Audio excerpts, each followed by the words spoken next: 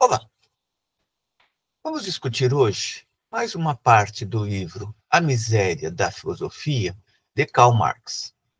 No capítulo 1, intitulado A Metafísica da Economia Política, discutimos anteriormente os 7 itens que, para Marx, configuram o caminho metodológico da análise. Na segunda parte do mesmo capítulo, Marx está procurando investigar a questão da divisão do trabalho e as máquinas. Mais uma vez, o seu interlocutor é Pierre-Joseph Proudhon. Sobretudo, Marx está questionando a ausência de dialética em Proudhon, que faz com que aquele autor trabalhe mecanicamente com a realidade. Ou, como sintetiza Marx, para Proudhon, há um lado bom da divisão do trabalho e um lado mau da divisão do trabalho, o que coloca um problema a resolver diante desta contraposição. Marx observará que é necessário analisar dialeticamente o que significa a divisão do trabalho e as máquinas. Para ele, numerosas influências conferem à divisão do trabalho em cada época um caráter determinado, ainda que, para Proudhon, esta divisão do trabalho apareça como uma lei eterna, uma categoria simples e abstrata. Como Marx vai colocar, portanto, o problema? Dirá ele que o trabalho se organiza e se divide diferentemente conforme os instrumentos de que dispõe. O moinho manual supõe uma divisão distinta daquela requerida pelo moinho a vapor. É chocar-se contra a história, portanto, contra o mundo dos homens, isto é, contra as próprias relações sociais produzidas ao longo dos séculos, é chocar-se contra a história, querer começar pela divisão do trabalho em geral, para depois chegar a um instrumento específico de produção, as máquinas. Para Marx, fazer isso seria um paralogismo, ou seja, um raciocínio falso. Se a questão colocada por Proudhon está equivocada, como é então que ela pode ser analisada? Dirá Marx, a sociedade inteira tem em comum com o interior de uma fábrica o fato de possuir também a sua divisão do trabalho. No interior da fábrica moderna, a divisão do trabalho é regulada pela autoridade do empresário, leia-se capitalista. A sociedade moderna não tem outra regra ou autoridade senão aquela da livre concorrência. Lembremos que Marx está escrevendo este texto em um momento no qual o capitalismo não havia atingido ainda a sua fase monopólica. E prossegue ele. Sob o regime patriarcal, sob o regime de castas, sob o regime feudal e corporativo, havia divisão do trabalho na sociedade inteira segundo regras fixas, estabelecidas. Nascidas das condições de produção material, elas só foram redigidas em leis muito mais tarde. Foi assim que estas diversas formas da divisão do trabalho tornaram-se as bases de diversas organizações sociais. Quanto à divisão do trabalho na oficina, ela era muito pouco desenvolvida em todas estas formas de sociedade. Aqui Marx está apontando para 2 elementos fundamentais.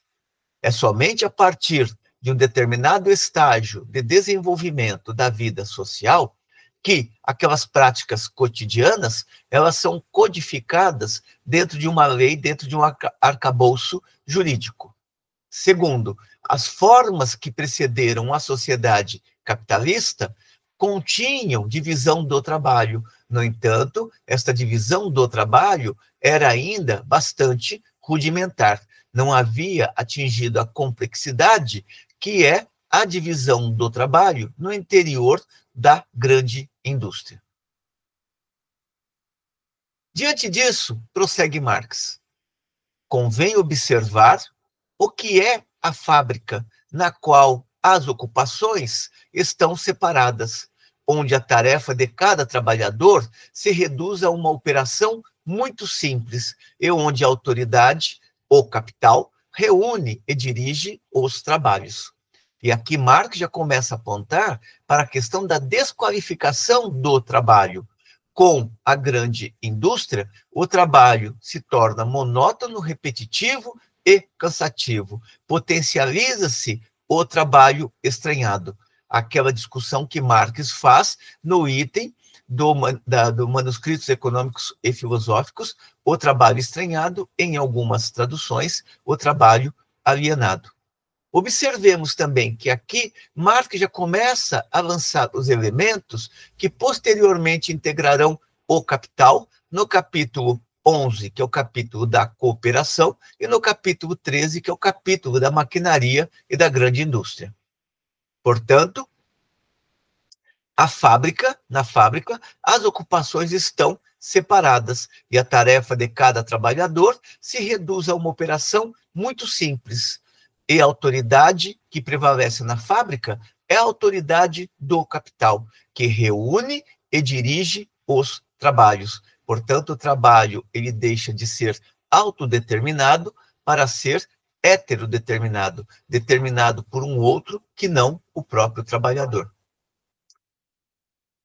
Para Marx, uma condição das mais indispensáveis para a formação da indústria manufatureira era a acumulação de capitais, facilitada pela descoberta da América e pela introdução de seus metais preciosos.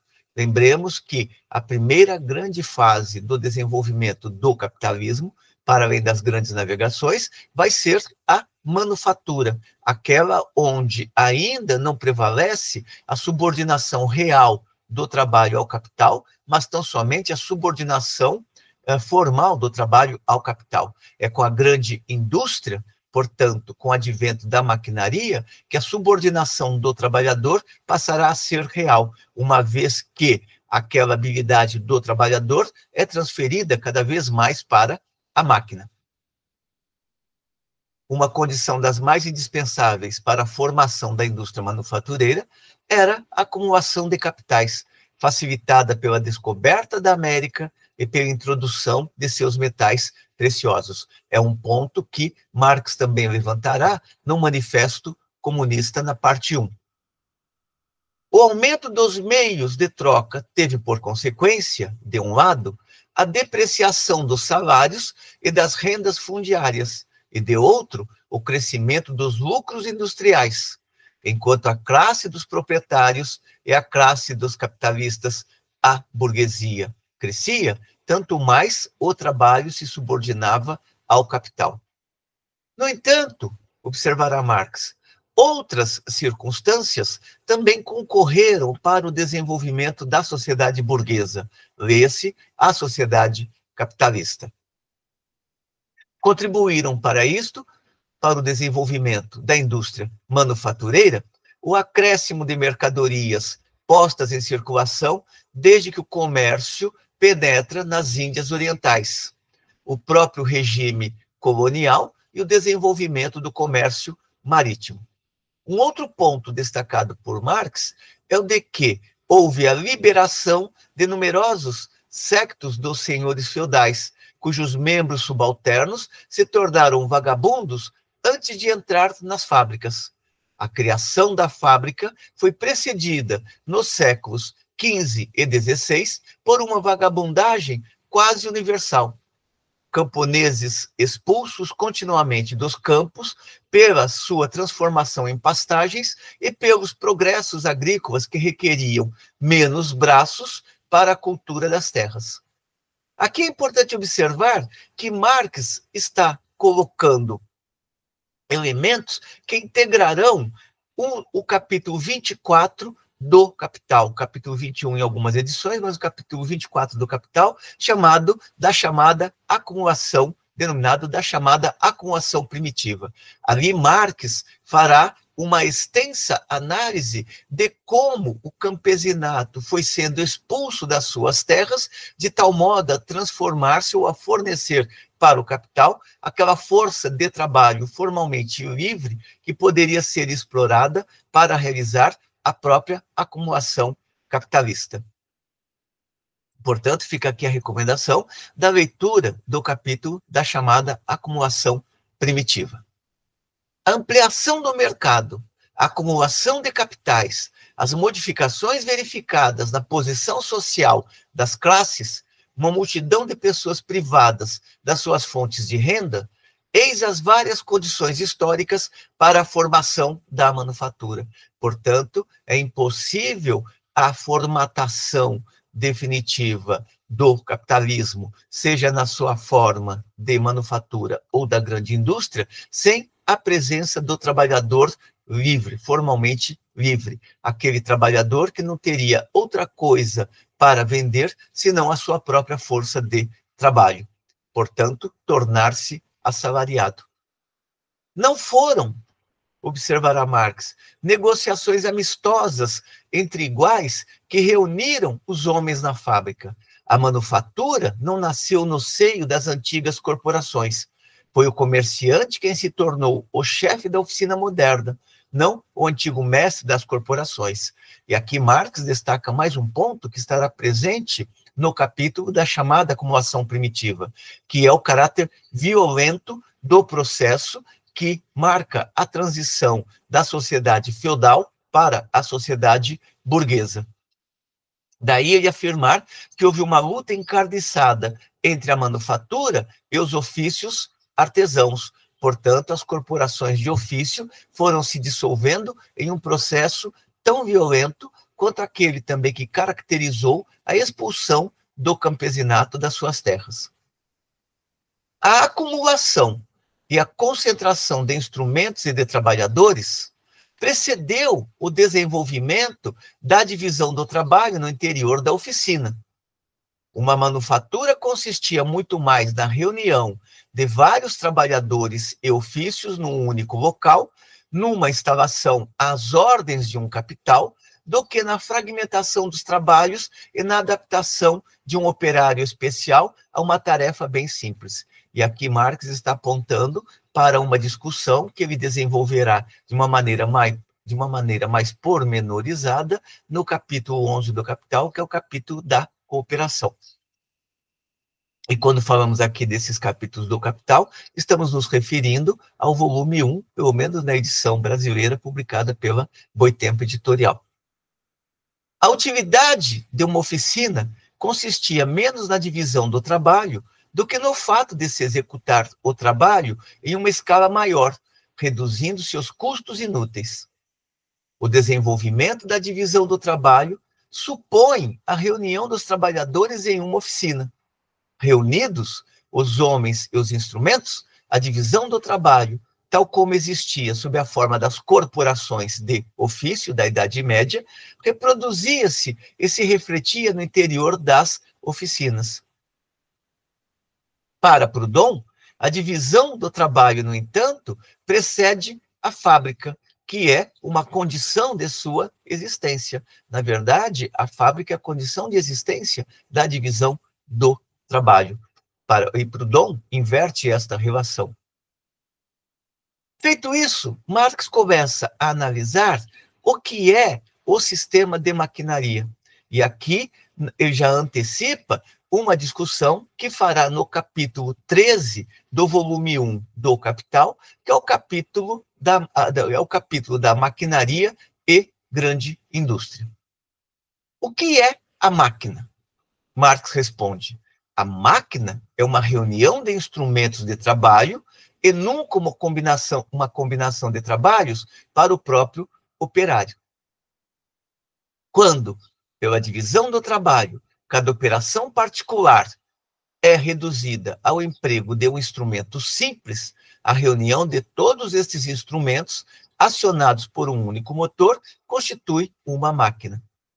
No capítulo 13, Marx vai observar não apenas o que é a máquina, como que a máquina, na verdade, ela é a expressão da transferência da habilidade do trabalhador para um instrumento autômato, mas também ele analisará o que é o sistema de máquinas que vai configurar a grande indústria. O importante observar é que Marx, ao olhar para o desenvolvimento da maquinaria, estará atento à contínua desqualificação do trabalho vivenciada pelo trabalhador. E aqui também é importante observar que Marx está apontando para que a centralidade ela se transfere do trabalho para a máquina, que é uma discussão que ele fará também dentro dos Grundrisse. Prossegue Marx. Instrumentos simples, acumulação de instrumentos, instrumentos complexos, acionamento de um instrumento complexo por um único motor manual. O homem, acionamento destes instrumentos pelas forças naturais, máquina, sistema de máquinas com só motor, sistema de máquinas com motor automático, eis o caminho percorrido pelas máquinas. A concentração dos instrumentos de produção e a divisão do trabalho são, portanto, inseparáveis. No entanto, observará ele, para Proudhon, a concentração dos instrumentos de trabalho é a negação da divisão do trabalho. Na realidade, observa Marx, verificamos o oposto. À medida que se desenvolve a concentração dos instrumentos, desenvolve-se também a divisão e vice-versa. E isto o que faz com que toda grande invenção na mecânica seja seguida de uma maior divisão do trabalho e que cada acréscimo na divisão do trabalho conduza a novas invenções mecânicas. Portanto, os grandes progressos da divisão do trabalho começaram após a invenção das máquinas. A invenção das máquinas separou a indústria manufatureira da indústria agrícola. Antes da invenção das máquinas, a indústria de um país operava principalmente com as matérias-primas nele produzidas. A lã na Inglaterra, o linho na Alemanha, as sedas e o linho na França, o algodão nas Índias e no Levante, etc. Levante, o país do sol nascente, Japão. Com as máquinas e o vapor, a divisão do trabalho adquiriu dimensões tais que a grande indústria, desvinculada do solo nacional, depende apenas do mercado universal, das trocas internacionais, de uma divisão do trabalho internacional. Enfim, a máquina exerce uma tal influência sobre a divisão do trabalho que, no fabrico de qualquer coisa, se consegue introduzir parcialmente a mecânica, a fabricação divide-se logo em duas explorações independentes entre si. Portanto, acentua-se a divisão do trabalho e também a divisão social do trabalho, para não dizermos também a divisão internacional do trabalho. E aqui Marx está apontando para a questão daquilo que ele vai chamar, no manifesto, do mercado mundial, e que ele está chamando aqui de mercado universal. Hoje falamos em globalização, em mundialização, mas Marx já está apontando para esta tendência do capital em concentrar-se, centralizar-se, expandir-se cada vez mais. Prossegue Marx. A fábrica assinala o seu aparecimento com atos que são tudo, exceto filantrópicos. E aqui, mais uma vez, ele volta a um tema que será amplamente discutido no capítulo da chamada acumulação primitiva, o caráter violento da transformação da sociedade feudal em sociedade burguesa. A fábrica assinala o seu aparecimento com atos que são tudo, exceto filantrópicos. As crianças foram mantidas no trabalho igual a golpes de chicote. Tornaram-se objeto de tráfico e fizeram-se contratos com orfanatos. Aboliram-se todas as leis sobre a aprendizagem dos operários. Há uma discussão sobre o trabalho infantil, tanto no capítulo 8 do Capital, como também no capítulo 12 do Capital. Fica aqui a recomendação. Estamos falando, mais uma vez, do volume 1. As novas invenções resultaram das colisões entre o operário e o patrão, que a qualquer preço procura depreciar a especialidade do operário. Leia-se a qualificação da força de trabalho e rebaixamento dos salários. Depois de cada nova greve de alguma importância, surgia uma nova máquina.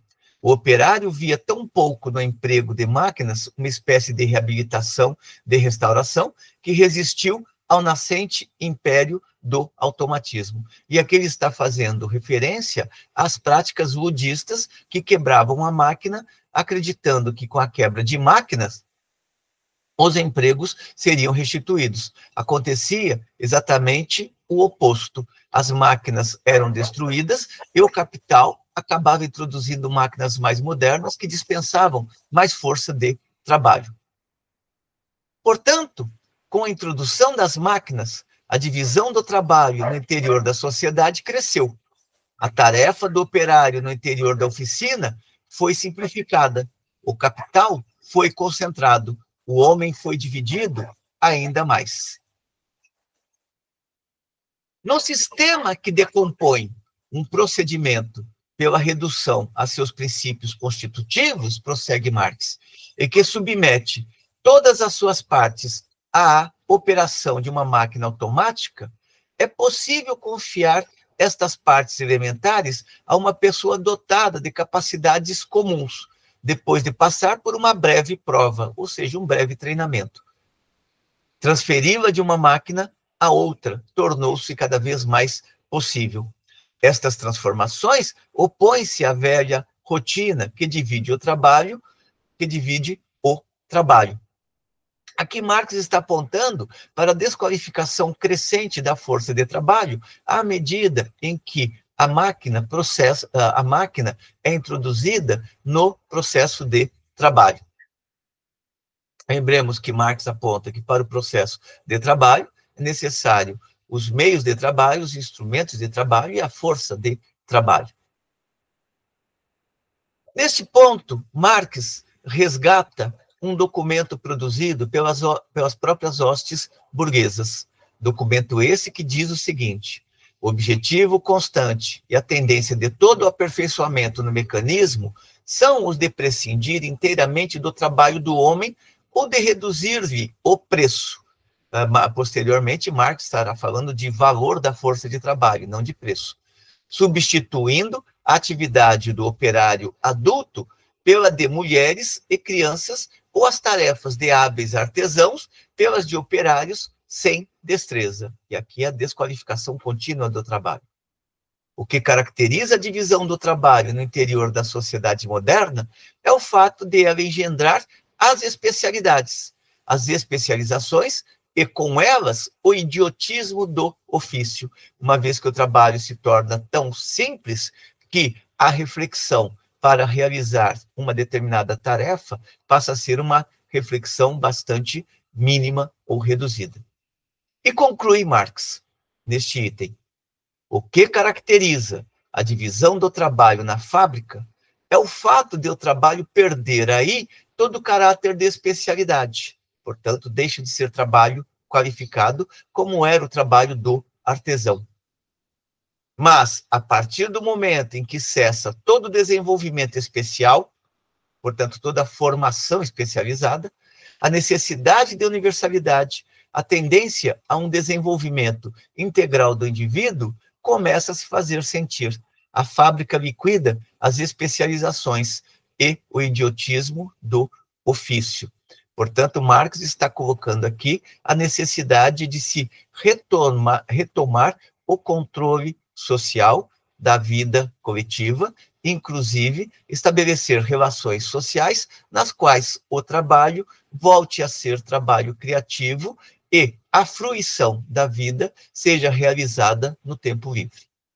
Com estes elementos, Marx encerra este item 2 do capítulo 1 da miséria da filosofia. Espero que tenham gostado da discussão. Como sempre, encaminhem suas considerações positivas ou negativas, a fim de que possamos continuar melhorando cada vez mais o nosso trabalho e contribuindo, assim, com as jovens gerações de estudantes e com as jovens gerações de pesquisadores. Até uma próxima.